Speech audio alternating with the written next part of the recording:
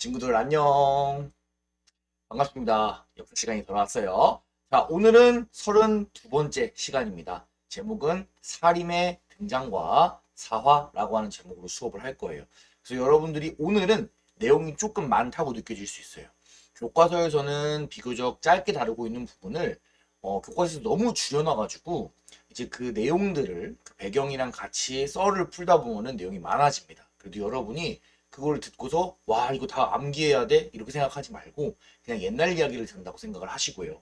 핵심 내용은 어떤 부분이냐? 키워드들 위주로 공부하면 됩니다. 오늘 공부할 키워드는 훈구, 사림, 사화가 될 거예요. 그래서 여러분들이 훈구가 뭐다, 사림이 뭐다, 사화가 뭐다 이 정도만 설명할 수 있으면은 오늘의 내용을 완벽하게 공부를 하는 거고요. 거기서 조금 더 가능하다면 그 이후에 각각 개별 사화, 선생님이 얘기해주는 내용들도 이해를 할 수 있다면 좋을 것 같습니다. 자, 그럼 들어가 보도록 하겠습니다.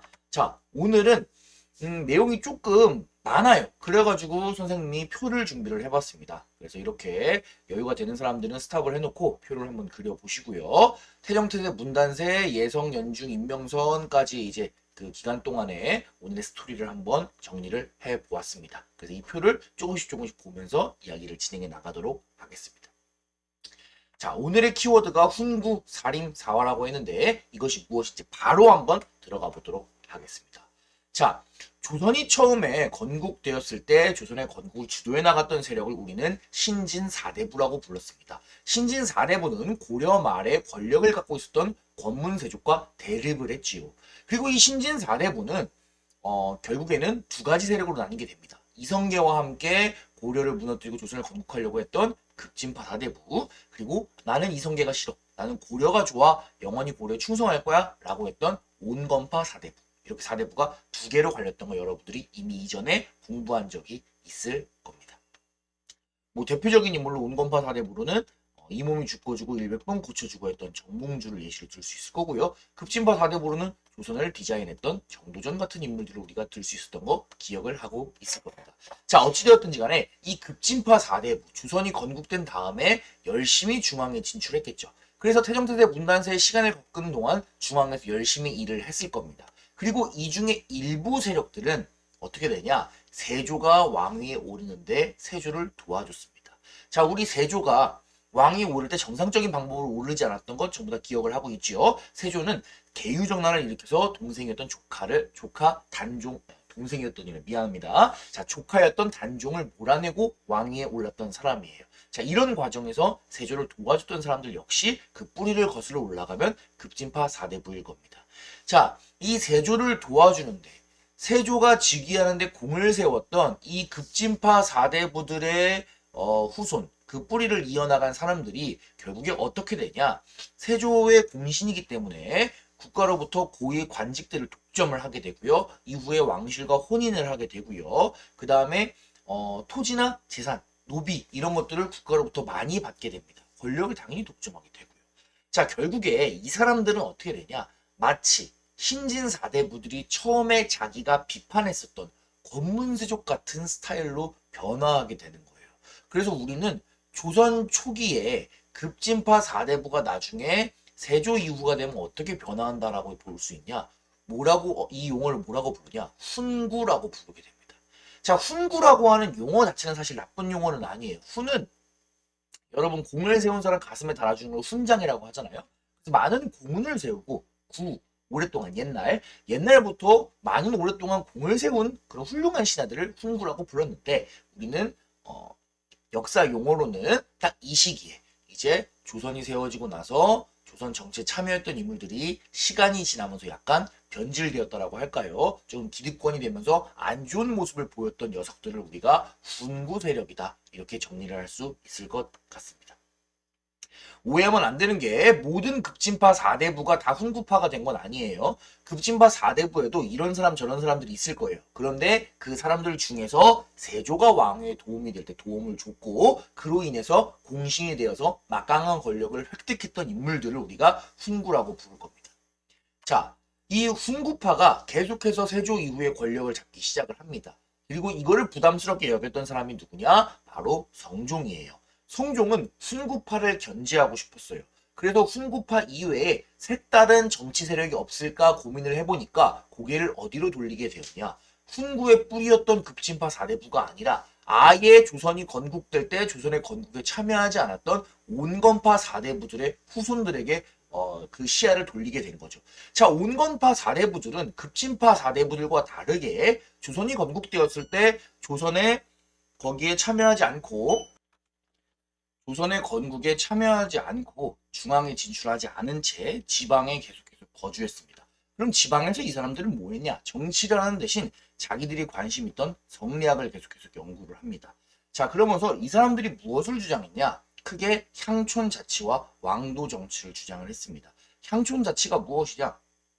지금 조선이라고 하는 국가는 너무나 왕이나 소수의 신하들 위주로 권력이 뭉쳐 있어가지고 너무나 중앙의 힘이 강하다. 이런 식으로 나라를 운영하면 안 된다. 조선이라고 하는 나라는 유교 국가를 한 것처럼 그냥 지방마다 각자 알아서 동네에서 유교를 공부를 하고 유교 이념에 맞춰서 소박하지만 자신들만의 나름대로의 삶을 사는 것이 좋은 거지. 뭐 이렇게 너무 강력하게 중앙에 권력이 집중되고 이런 것은 좋지 않다. 이런 것은 우리가 꿈꾸었던 유교 사회가 아니다. 이렇게 주장을 하는 겁니다. 그리고 왕도 정치도 무엇이냐? 조선이라고 하는 나라, 너네 건국 이념이 왕도 정치였잖아. 왕도 정치라고 하는 것은 왕이 도덕적으로 정치하는 거라고 얘기를 했습니다. 그런데 지금 분위기를 보니까 어때요? 세조, 왕이 오를 때 도덕적으로 했습니까? 조카 몰아내고 조카 가스라이팅 해가지고 조카 쫓아내고 왕이 됐잖아요. 그러니까 이런 것들 보면은 조선 왕도 정치 이루고 있지 않고 있다. 왕도 정치 실시해야 된다. 이렇게 생각했던 사람들이에요. 그런 온건파 4대부들의 제자의 그런 뿌리가 이어져 내려온 사람들이 있었으니 이 사람들, 이 새로운 여태까지 정치에 진출하지 않고 있었던 뉴 페이스들을 우리는 뭐라고 부를 거냐? 사림이라고 부를 겁니다. 사림할 때 사자가 선비 사자예요. 자, 이 새로운 선비들을 누가 왕 성종이 발굴해가지고 조선 정치로 끌고 오는 겁니다. 자, 그리고 이 사람들 누구를 비판하겠어요? 당연히 권력을 독점하고 온갖 나쁜 짓을 하고 있는 이 훈구를 견제하는데 사림이 사용되게 됩니다. 자, 사림은 조선시대 때 권력의 독점을 비판하는 언론기관이었던 3사에 적극적으로 진출하게 됐고요. 이 3사에서 적극적으로 훈구를 공격을 하게 되는 겁니다. 자, 결국에 성종에 의해서 중앙정치에 진출하게 된 이 사림과 원래부터 권력을 갖고 있었던 이 훈구는 어떻게 했어요? 그죠? 둘이 대립할 수밖에 없겠죠. 결국 이 둘의 대립 끝에 이것이 한번 빵 터지게 되니 그 사건을 무엇이라고 부른다? 사화라고 부릅니다. 자, 성종이 죽고 나서 사림을 데리고 왔던 성종이 죽고 나서 연산군이 왕위에 오르면서 훈구파는 사림파에 대한 본격적인 공격을 시작하게 되고요. 그것이 바로 우리가 역사 용어로서 사화라고 부르는 훈구파와 사림파의 대결로서 나타나게 됩니다. 그래서 여러분들은 사화가 무엇이냐라고 하면 훈구파와 사림파가 대결하다가 싸운 거다 이렇게 생각을 하시면 되겠습니다. 선생님, 그런데 왜 이름을 사화라고 부르나요? 사화의 결과 사림들이 큰 화를 입었다라고 해서 우리가 사화라고 하는 이름을 붙이게 되었습니다. 자, 연산군 이야기를 조금 한번 해보도록 합시다. 자, 우리가 조선시대 왕들 태정태세 문난세 예성년중 임명선 쭈루루루 나가면은 조선 왕들의 묘호는 전부 다 조 아니면 종으로 끝나는 걸 여러분들이 알 수 있습니다. 뭐 태조, 태종, 세종 이런 것처럼 말이에요. 근데 그거를 외우다 보면은 딱 조나 종으로 안 끝나는 사람이 2명 있습니다. 걔네가 누구냐면 바로 연산군과 광해군이에요. 얘네는 왜 군으로 끝나냐? 왜냐하면은 왕이었다가 쫓겨났기 때문에 왕의 칭호에서 간등당한 겁니다. 그래서 군이라고 하는 걸로 끝나는 거예요. 그러니까 우리가 연산군이라고 하는 사람을 잘 모르더라도 이 연산군이라고 하는 이 칭호묘 이것만 보더라도 뭔가 얘는 이상한 놈이겠거니 이런 유추를 할 수 있다는 거죠. 자, 뭐 아는 사람들도 있겠지만 연산군이라고 하는 사람은 조선시대의 가장 대표적인 폭군 망나니 왕이다 이렇게 여러분이 생각을 해주시면 되겠습니다. 자, 연산군 초기에 있었던 재밌는 일화를 한번 보고 넘어가도록 하겠습니다. 자, 사관원의 관리, 3사의 관리죠. 왕에게 이제 직언을 하는 관리예요. 사관원의 관리가 말하기를 전에 홍문관에서 경연의 납시기를 청하였을 때 눈병이 나셔서 경연에 못 오신다고 하셨는데 어찌 연회에는 참석하시고 경연에만 못 오십니까? 라고 하였다. 그러니까 사관원 3사 관리가 와서 물어보는 거예요. 아니 전하, 지금 경연, 우리가 왕과 신하가 한데 모여서 유교 공부를 하고 정책을 토의하는 것이 경연이라고 그랬죠. 아니 경연을 오셔야 되는데 눈병 나가지고 지금 땡땡이 치셨잖아요. 그런데 왜 경연에는 안 오시면서 연회, 파티에는 가셨습니까? 예, 연산군이 경연을 땡땡이 치고 파티에 간 거예요. 그러니까 이 3사의 관리한테 연산군이 하는 말이 예술인 게 왕이 뭐라 그랬대요. 연회에 나가서 너는 술을 눈으로 먹냐? 이렇게 얘기를 했다고 합니다. 그러니까 자기 맘대로 하는 사람인 거예요. 이러면 보더라도. 연산군이라고 하는 사람은 어, 어릴 때부터 왕자로 컸기 때문에 성격이 좀 자기 중심적이었다고 해요. 그래서 강력한 왕권을 추구를 합니다. 그런데 문제는 조선이라고 하는 나라가 계속해서 얘기를 했지만 왕이 하고 싶다 그래서 뭐든지 자기 마음대로 할 수 있는 나라가 아니잖아요. 끊임없이 왕 혹은 어떤 신하 이런 독점적인 권력을 견제하는 시스템을 만들어 나갔던 나라가 조선이란 말이에요. 그러니까 이 조선이라고 하는 국가와 연산군이라고 하는 사람의 성격 자체가 맞지가 않았던 거죠. 자, 연산군은 항상 강력한 왕권을 추구합니다. 내가 왕인데 내 맘대로 하고 싶다 이거예요. 그렇게다 보니까 누구가 계속 거슬렸냐? 자기에게 잔소리를 하는 살인들이 거슬렸을 겁니다. 3사에 포진하면서 신하들과 왕에게 고든 소리, 옳은 소리, 직언만, 잔소리만 해대는 살인들이 싫었을 거예요. 이 사람들이 거슬렸을 겁니다. 그리고 이러한 연산군의 낌새를 눈치챈 훈구파가 이것을 이용해가지고 살인을 공격합니다. 그래서 첫 번째 사화가 일어나게 되니 그것이 그 유명한 무오 사화가 되겠습니다. 무오년에 일어났다 그래서 무오 사화예요. 자, 언제 일어나게 되냐? 조선 왕조실록과 관련이 있습니다.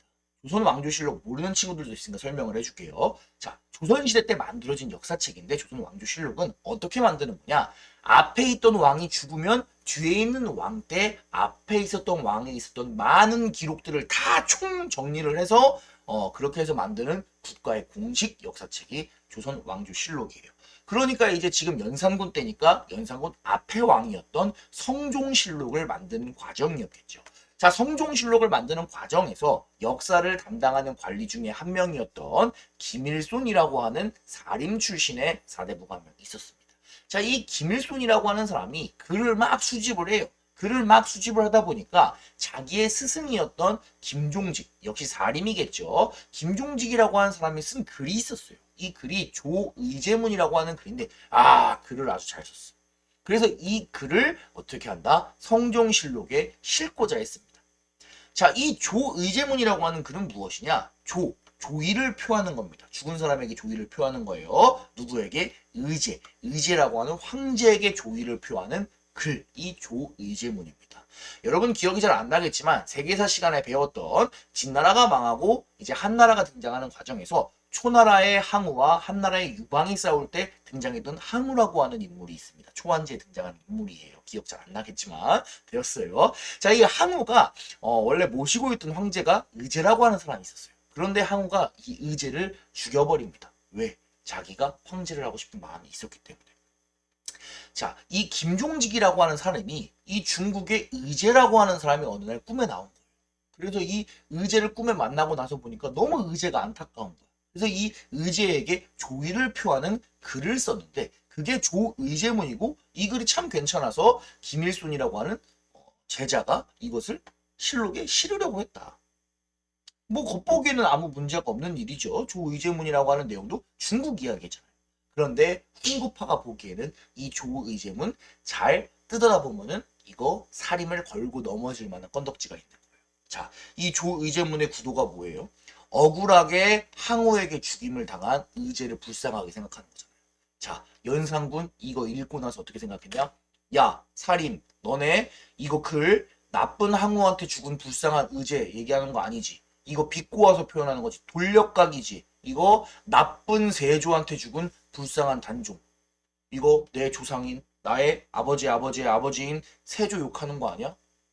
이러면서 이제 살인들을 반역으로 엮습니다. 살인 너네들 직언하고 고든소리하고 너희들이 얘기하는 거 다 받아줬더니 이제 간땡이가 배 밖으로 나와가지고 국가 공식 역사책에다가 왕을 비방하고 왕을 돌려가는 이야기를 넣는단 말이야. 살인 너네 안 되겠어. 너네 반역자야. 라고 하면서 연산군이 이것과 관련되어 있는 살인들을 잡아다가 싹 다 처벌해 버리게 됩니다. 글을 썼던 김종직은 이미 죽은 사람이에요. 그래서 어떻게 하냐? 부관 참시. 죽은 사람을 무덤을 파헤쳐서 시체를 꺼내서 목을 자릅니다. 자, 그 다음에 이거를 실록에 실으려고 했던 살인이었던 김일손은 능지처참 능지처참은 그냥 목을 자르는 차명보다 더욱더 잔인한 사형 방법입니다. 사람의 사지를 조금씩 잘라가지고 과다출혈로 죽여버리는 게 아주 잔인한 형벌이 능지처참이에요. 자, 그리고 이 이외에도 관련된 많은 사람들이 목이 잘리는 차명이 되거나 아니면은 유배를 가게 되죠. 그래서 많은 사람들이 피해를 입었다. 그래서 이것을 뭐라고 부르냐? 무오사화라고 합니다. 실록이라고 하는 것들을 이용해서 왕권에 도전하고 자기에게 계속해서 고든 소리를 하는 살림을 견제하는 그런 연산군의 모습, 그리고 그런 연산군을 이용한 훈구파다, 이렇게 여러분이 생각을 해주시면 될 것 같습니다. 자, 그래서 무오사화는 조의제문 때문에 발생을 했고 살림이 왕을 욕한다, 뭐 이 정도로 쉽게 정리를 해주면 좋을 것 같습니다. 괜찮습니까? 자, 다음 넘어가도록 하겠습니다. 두 번째 사건은 갑자사화인데, 자, 이 얘기를 하려면 연산군의 출생의 비밀을 얘기를 해야 돼요. 사실 연산군은 출생의 비밀이 있는데, 연산군은 어머니가 일찍 죽고요. 다른 이제 후궁에 입양돼가지고 키워진 그런 사람이었습니다. 무슨 이야기인고 하니, 연산군의 아버지는 성종이고요. 어머니는 윤씨라고 하는 부인이 있었습니다. 자, 그런데 이 사람 연산군이 태어난 지, 연산군이 1살 때 궁궐에서 쫓겨나요. 그리고 나중에 연산군이 3살 때는 3살 때는 성종이 윤씨한테 사약을 보내가지고 윤씨를 죽이기까지 합니다. 도대체 무슨 일이 있었냐? 원래 결혼을 하고 연산군을 낳기 전까지는 윤씨라고 하는 사람이 되게 괜찮은 사람이었대요. 사람도 검소하고 소박하고 뭐 착하고 이런 사람이었다고 하는데, 연산군을 낳고 나서 왠지 모르겠지만 약간 정신병 같은 게 온 것 같아요. 당시 전해지는 기록만 보면은 어떤 일이 있었냐면, 성종이 윤씨의 방에 갔는데 그 자기 부인의 서랍에서 저주를 하는 주술서를 발견했대요. 조선은 성리학의 국가이기 때문에 이런 뭐 저주나 주술 이런 건 되게 엄격하게 금지를 합니다. 하물며 궁궐 안에서 왕의 부인이 그런 저주를 하는 문서를 다룬다라고 하는 거는 조선에서 상상할 수 없는 일이에요. 그리고 그 옆에서 또 뭐가 나왔냐? 독이 묻어있는 곶감을 발견된 거예요. 궁궐 안에 독이 묻어있는 음식이 있다. 이걸로 뭘 할 줄 알아요? 이것만으로도 엄청난 일인데 이때는 좀 잘 넘어갔나 봐요. 자, 그런데 그 이외에도 일이 한두 가지가 아니었어요. 뭐 다른 후궁들이, 2명의 후궁이 자기를 해치려고 한다. 날 해치려고 한다. 막 이런 가짜 유언비어를 만들어가지고 유포를 하고요. 그 다음에 자기의 친가에다가 어떻게 얘기하냐면, 왕인 성종이 자기를 자꾸 때린다. 자기 뺨을 자꾸 때려가지고 내가 살 수가 없다. 나 차라리 내 아들 데리고 궁 나가버리겠다. 막 이런 식으로 자기 친가에다가 얘기를 하고요. 또 어떤 사람한테 뭐라 그랬냐면, 왕을 보고, 성종을 보고, 자기 남편이죠. 남편을 보고 눈을 빼버리고 발자취를 없애버리고 팔을 끊어버리고 싶다. 이거는 뭐 옛날에는 상상할 수 없는 일이죠. 왕의 눈을 왕팔, 이거는 반역입니다. 예. 그 다음에 또 아까 독이 있다 그랬죠. 증언에 의하면은 독을 갖고서 왕이 있는 음식, 왕의 음식이 있는데 주변을 막 독을 들고 다녔다는. 독을 넣고 안 넣고가 중요한 게 아니에요. 그 독을 들고 돌아다니는 것 자체가 말이 안 되는 거죠. 그 다음에 심지어 왕이 몸이 안 좋으면 막 좋아했다는 거예요. 이제 왕이 죽으면 내 아들이 왕 된다. 막 이렇게. 물론 역사라고 하는 거는 윤씨가 쫓겨나고 나서 사람들이 기록을 남긴 거기 때문에 여기에 써있는 모든 기록들이 다 진짜라고 볼 수는 없어요. 하지만 뭔가 윤씨에게 문제가 생겼던 것만은 분명하고요. 그래서 결국에 성종은 이 윤씨가 어린 연산군에게 영향을 주기 전에 궁궐에서 쫓아내고 죽이는 것을 선택을 하게 됩니다. 그리고 어린 연산군, 당시 3살이에요. 이 사건을 모른 채로 다른 이제 후궁에게 입양이 되어가지고 이제 자라나게 됩니다. 그리고 그러한 자신의 출생의 비밀, 어머니의 죽음의 비밀을 뒤늦게 알게 되는 거죠. 그리고 연산군은 이 출생의 비밀을 꽁꽁 복수의 카드로 갖고 있다가 나중에 터뜨리게 되니 그것이 무엇이다? 바로 갑자사화가 되겠습니다. 어느 날 연산군이 벼랑간 얘기를 해요. 우리 어머니 패비 윤씨가 돌아가실 때 있었던 관련되었던 사람들 다 죽여버리겠어. 피해 복수가 시작됩니다. 자, 연산군은 당시에 윤씨가 쫓겨나고 사약을 받은 것과 관련 있는 모든 자들을 처벌하려고 했어요. 자, 가장 먼저 윤씨를 해치려고 했다라고 이야기를 했던 윤씨의 약간 라이벌이라고 볼 수 있죠. 성종의 후궁이었던 정씨랑 엄씨 데려옵니다. 그러니까 자기한테는 어떻게 보면은 새엄마라고 봐야 될까요? 요즘 개념으로는. 그죠? 자기 아버지의 다른 부인이니까. 자, 이 정씨랑 엄씨 어떻게 하냐? 잡아다가 스스로 직접 의금부에서 고문을 합니다. 그리고 이 정씨한테는 당시 아들이 2명이 있었어요. 이 2명의 아들을 데리고 와요. 이 2명의 아들을 데리고 와서 야, 이 2명은 지금 뭐 날도 어둡고 밤도 어둡고 그다음에 너무 막 고문을 해가지고 막 얼굴도 다 터지고 해가지고 누군지 알아볼 수가 없어요. 이런 상황에서 얘네들은 반역을 저지른 사람이니까 니들이 얘네 이 나쁜 여자들 때려 죽여 이렇게 얘기를 한 겁니다. 그래서 두 아들이 어떻게 하느냐? 한 명은 누군지 모르니까 때렸어요. 때려가지고 죽였어. 근데 한 명은 딱 분위기를 보니까 안 되는 거야. 때릴 수가 없어. 그래가지고 왕의 명령을 거역을 하게 됩니다. 어쨌든 결국에 연산군은 계속해서 자기가 고문을 해요. 그래서 정씨랑 엄씨 죽이고요. 나중에 이 정씨의 두 아들도 어떻게 한다? 사약 먹여가지고 죽입니다. 엄씨는 아들이 없어요, 참고로. 그래서 정씨는 다 죽이고. 정씨랑 엄씨의 시신은 어떻게 했는지 알아요? 기록에 의하면은 이 시신을 젓갈을 담갔대요, 젓갈. 그래서 궁궐 바깥에다 뿌렸대요, 젓갈을 담면서. 완전 그 복수에 사로잡힌 그런 미치광이가 돼버린 거죠. 자, 그리고 그 길로 어떻게 되냐? 자기의 할머니였던 성종의 엄마, 인수대비 할머니의 침전에 찾아갑니다. 그래서 건강이 안 좋은 할머니한테 가가지고 협박하는 거예요. 할머니, 왜 우리 엄마 쫓겨날 때 가만히 있었어요? 할머니도 한통속이죠. 왜 우리 엄마 쫓아냈어요? 왜 우리 엄마 사약먹이 죽였어요? 라고 하면서 할머니를 들이받습니다. 그리고 인수대비 이 충격으로 인해 가지고 한 달도 안 돼 가지고 사망. 지금 궁궐에서 피비린내가 나고 막 칼 들고 자기 손자가 쫓아와가지고 막 눈에 불 켜고 막 할머니한테 칼 들이밀면서 이러고 있는데 쇼크해서 안 할 수 없겠죠. 이런 엄청난 사건이 궁궐 안에서 발생을 합니다. 하물며 궁궐 안에서 이런데 다른 신하들은 어떻겠어요? 이때 이 폐비 윤씨 사건과 관련되어 있는 수많은 신하들이 숙청당합니다. 살인 그리고 살인뿐만 아니라 훈구 세력도 이때 같이 싹 쓸려 나가요. 그래서 이 갑자사화라고 하는 거는 뭐 간단하게만 얘기를 하면은 연산군이 어머니의 복수를 했다 이렇게 생각을 할 수도 있습니다. 그런데 단순히 어머니의 복수가 아니라 절대적인 왕권을 추구했던 연산군이 자기에게 끊임없이 뭔가 도전을 하는 신하들을 좀 내쫓게 되는 신하들의 권력을 누르기 위해서 정치적으로 활용한 사건, 이것을 우리가 갑자사화다 이렇게 평가를 할 수 있을 것 같습니다. 이게 바로 두 번째 사건이었던 갑자사화가 되겠습니다. 쫓겨난 왕비 폐비 윤씨와 관련돼 있었던 갑자사화입니다. 자, 그래서 이제 더 이상 연산군에게 바른 소리를 할 수 있는 신하가 없겠죠. 무호사화랑 갑자사화 두 번의 사화를 통해서 연산군에게 뭔가 잘못 보이면 죽는다라고 하는 이미지가 강해졌을 테니까요. 이때부터 연산군이 본격적으로 막장 행동을 실시합니다. 자, 연산군의 폭정을 간단하게만 알아볼게요. 사치 당연히 부리겠죠. 사냥 너무 좋아합니다. 자, 그런데 이 사냥을 할 때 그냥 뭐 사냥이라고 하는 것은 옛날 조선시대 왕들이 많이 즐겼던 취미입니다.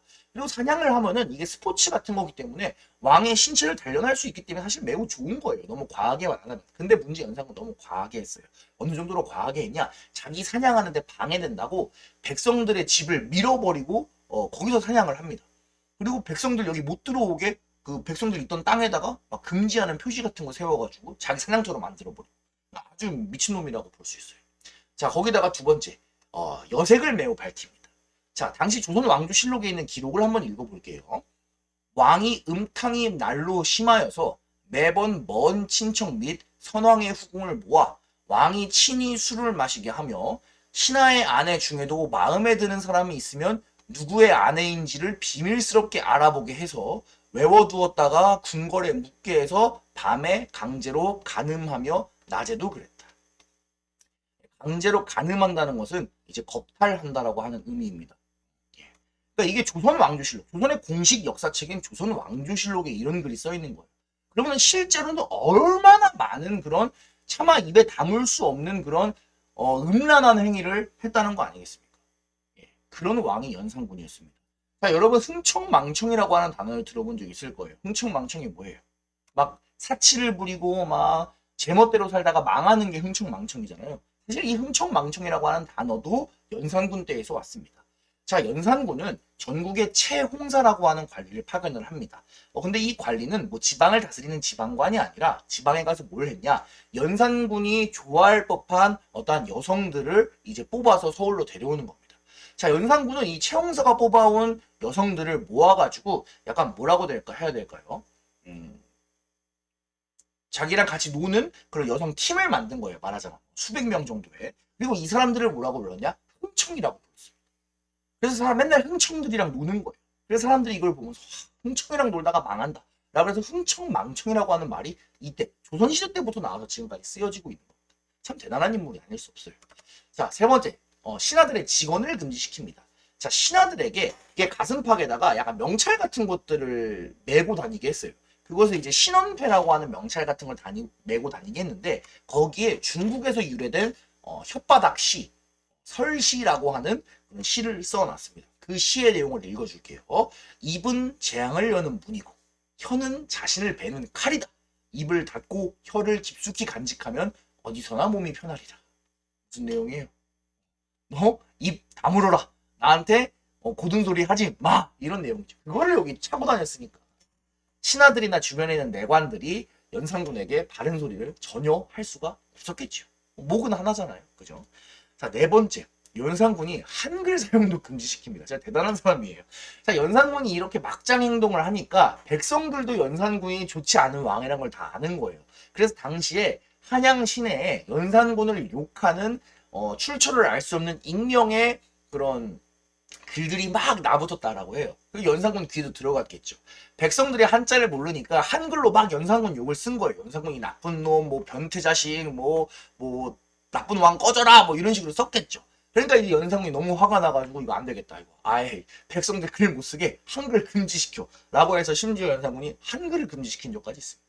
이런 것처럼 연산군이 무오사화와 갑자사화를 통해서 신하들을 다 쫓아내 버린 다음에 지 맘대로 정치를 해버린 거예요. 그러니까 쫓겨나겠죠. 자, 이 연산군의 폭정을 견디다 못해서 남아있던 어떤 사람들, 훈구 세력들이 힘을 모아서 연산군을 몰아내고요. 연산군의 이복동생이었던 중종을 왕위에 앉히게 됩니다. 이것을 중종 반정이라고 불러요. 반정은 돌이킬 반에 바를 정자예요. 다시 바르게 돌이킨다는 거예요. 지금 연산군의 그런 행동이 너무 안 좋으니까 중종이라고 하는 새로운 왕을 내세워서 바르게 하겠다. 이런 얘기입니다. 자, 중종은 자기를 왕으로 앉혀준 훈구 세력이 고마웠을 거예요. 하지만 한편으로는 자기가 왕인데 자기를 왕 만들었다라고 하는 이유만으로 권력을 막강하게 쥐고 있는 훈구 세력들을 견제하고 싶었을 겁니다. 그래서 이 중종 다시 한번 누굴 등용한다? 사림박을 등용하게 됩니다. 그리고 이때 등용된 사림 중에 가장 대표적인 인물이 바로 조광조가 되겠습니다. 앞으로 해도 조광조, 뒤로 해도 조광조. 자, 이 조광조가 했던 일이 교과서에 크게 세 가지 정도가 나옵니다. 조광조는 많은 개혁을 실시를 해요. 훈구를 견제하기 위해서. 첫째, 새로운 인재를 등용하기 위해서 현명과라고 하는 것을 실시합니다. 현명과는 쉽게 이야기하자면 현명하고 양호한, 좋은 그런 사람들을 과거 시험 없이 뽑는 그런 절차다. 이렇게 생각하시면 좋을 것 같습니다. 지방에 있는 인재를 면접만으로 선발하는 제도입니다. 조광조가 얘기하는 거예요. 전하, 제가 개혁을 하려고 하는데 지금 보니까 조선에는 지방에 훌륭한 인재가 너무 많습니다. 그런데 우리가 언제 이 인재들이 공부해서 과거 시험 합격해서 중앙에 진출하기까지 기다려야 됩니까? 저에게 맡겨주시면 제가 면접을 통해서 훌륭한 지방 인재들을 선발해서 조선을 개혁하겠습니다. 이렇게 얘기를 한 거예요. 어때요? 괜찮죠? 그런데 문제가 뭐냐? 조광조가 얘기한 지방에 있는 훌륭한 인재라고 하는 사람들이 결국엔 다 누구겠어요? 그렇죠? 조광조랑 친한 사람들, 조광조파, 특히 살인 세력들인 거죠. 이러한 사람들이 대거 중앙으로 몰려 들어오는 거예요. 조광조와 살인파의 힘이 점점 세지는 거겠죠. 자, 조광조 두 번째 어떤 일을 했냐? 소격서를 폐지합니다. 자, 소격서는 조선에 있었던 관청의 이름이에요. 근데 무슨 관청이냐? 하늘, 땅, 별 이런 데다가 제사 지내는데 도교 스타일로 제사를 지내는 그런 관청이에요. 왜 유교는 조상에게 제사를 지내잖아요. 근데 하늘, 땅, 별 이런 자연한테 제사를 지내는 도교 스타일의 관청이 소격서예요. 조광조는 여기는 약간 그림에 오타가 있는데 중종이 아니라 조광조입니다. 미안해요. 자, 조광조는 어떻게 했다? 조선은 성리학의 나라인데 이게 말이 됩니까? 라고 하면서 소격서를 폐지하자고 주장을 해요. 맞는 말이잖아요. 그죠? 굳이 있을 필요 없으니까 없애도 되잖아요. 근데 문제는 뭐냐면 중종은 이걸 없애기가 싫었어요. 왜냐면 조선의 전통이었거든요.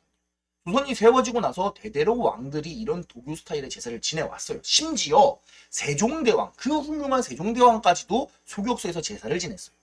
그래서 중종이 조광조한테 물어봅니다. 야, 조광조야, 네가 하는 개혁 다 좋아. 맞는 말이야. 그런데 우리 역사에 보면은 그 훌륭한 세종대왕께서도 소격소에서 제사를 지냈는데 소격소는 우리 전통이니까 안 없애도 되지 않을까? 라고 물어봅니다. 그런데 조광조가 왕한테 뭐라고 얘기하냐? 전하. 세종대왕님은 정말 훌륭한 임금님이지만 인생을 통틀어 잘못한 게 하나 있다면 소격소에서 제사 지낸 겁니다.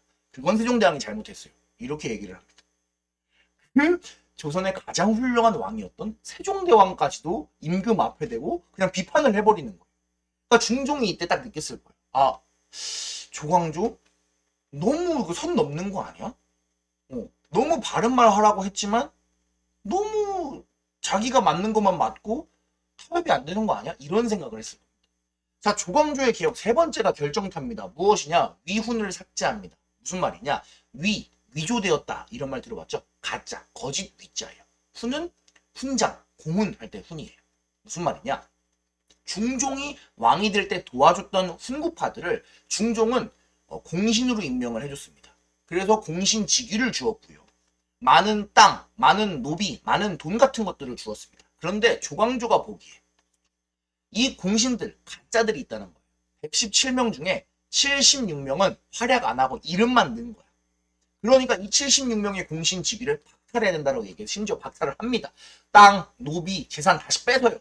줬다 뺏는 게 제일 싫잖아요. 그죠? 그래서 훈구파들이 어떻게 되는 거예요? 이 조광조 너무 눈에 가시는 거예요. 그리고 중종도 이때쯤 되면 조광조가 너무 막 나간다라고 느끼는 거예요. 너무 강력한 유교 이상 정치, 너무 급진적인 개혁. 내가 원한 건 이게 아니었는데 그냥 훈구파 견제만 조금 해주면 되는데 훈구파를 잡으려고 데려온 조광조가 너무 커져버리는 거예요. 그래서 중종도 조광조 쳐내야 되는데 이런 생각을 했던 거죠. 그리고 또 그거를 기가 막히게 캐치한 훈구파가 음모를 꾸미게 됩니다. 자, 조선왕조실록에 따르면은 훈구파가 경복궁 뒤에 있는 이제 궁궐 뒤에 있는 나뭇잎파리에다가 밤에 몰래 가가지고 꿀로 글씨를 쓰는 거예요. 이 파리에다가 붓으로 꿀을 묻혀가지고 주초위왕이라고 글씨를 썼대요. 그럼 그 밤중에 애벌레들이 나와서 꿀만 갉아먹는 거야. 그럼 중종이 다음날 아침에 일어나 봤더니 궁궐 뒤에 갔더니 이파리에 웬 주초위왕이라고 써있는 이파리가 겁나 많은 거예요. 그래서 이제 보니까 이 주초위왕이 뭘까? 이렇게 중종이 고민을 했겠죠. 근데 주초, 한자로 이 주초를 합치면 뭐가 되냐? 조씨가 된대요. 조. 그래서 주초위왕은 무슨 뜻이냐? 즉 조씨가 왕이 될 것이다. 이런 뜻이라고 합니다. 중종이 생각하는 거. 조씨 누가 있지? 조씨? 조광조. 얘 계속 선 넘더니 왕이 되려고 하나 보다. 반역을 꾀하나 보다. 이런 이야기였습니다. 자, 결국에 중종은 조광조를 숙청을 하게 되고요. 나중에 사약을 먹여서 죽이게 됩니다. 자, 그리고 조광조를 따라서 들어왔던 살인들도 이 시기에 다수 피해를 입게 됩니다. 이것이 바로 세 번째 사화였던 기묘사화가 되겠습니다. 자, 결국 기묘사화라고 하는 건 무엇이냐? 중종반정을 통해서 왕위에 올랐던 중종이 자기를 왕위에 앉혀줬던 훈구 세력을 견제하기 위해서 조광조를 등용했지만 조광조의 급진적인 개혁 때문에 조광조에 대해서 약간 실증을 느끼게 돼야 될까요? 부담감을 느낀 중종이 결국에 기묘사화, 훈구파와 같이 기묘사화를 일으켜가지고 주초위왕이라고 하는 음모가 유명하게 되죠. 그래서 이제 살인파를 공격한 사건이 되겠습니다. 세 번째 사화. 네 번째 사화 가도록 하겠습니다.